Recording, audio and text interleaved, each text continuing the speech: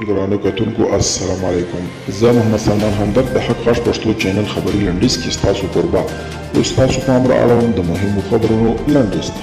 افغانستان دفاع وزارت وایي تر دې وروسته به افغان ځواکونه د کندهار هوایي ډګر له پوځي اډې د تروریزم پر وړاندې د مبارزې لپاره کار اخلي.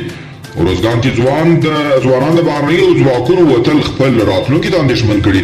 د ځایي خلکو په وینا په دغه ولایت کې یو شمېر ځوانان له امریکا او نور بهرنیو ځواکونو څخه غوښتنه کوي چې باید له افغانستانه مسؤلانه ووځي. ناپېژانده وسلوالو په پروان کې د برېښنا په پایو کې 14 ماینونه ځای کړي چې د دې ډلې 8 ماینونو چاودنه کړې او ځینې پایې زیانمنې کړي دي.